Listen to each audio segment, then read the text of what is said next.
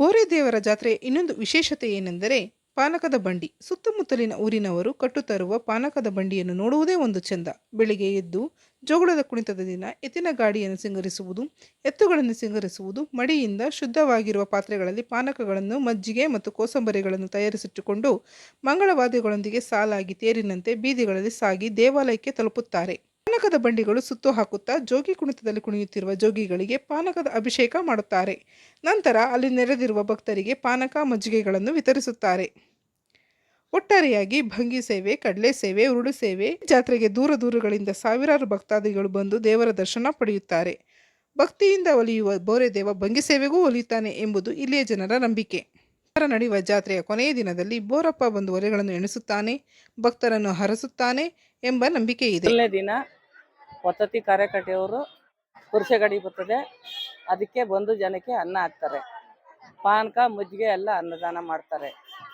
ಅದ್ರ ಮಾರನೆಗೆ ಮೀಸಲು ಮಾಡ್ತಾರೆ. ಮೀಸಲು ಮಾಡಿದಾಗ ಎಲ್ಲ ಬಂದ ಭಕ್ತಾದಿಗಳಿಗೆಲ್ಲ ಅನ್ನ ಹಾಕ್ತಾರೆ. ಅದು ಬಿಟ್ಟು ಮಾರನೆಗೆ ಬಿಡ್ತಿ ಮಾಡ್ತಾರೆ ಬಿಡ್ತಿ ಮಾಡಾದ್ಮೇಲೆ ಇವತ್ತು ಜೋಗಳ ಕುಂಟ ದಿನ ಅನ್ನದಾನ ಮಾಡ್ತಾರೆ.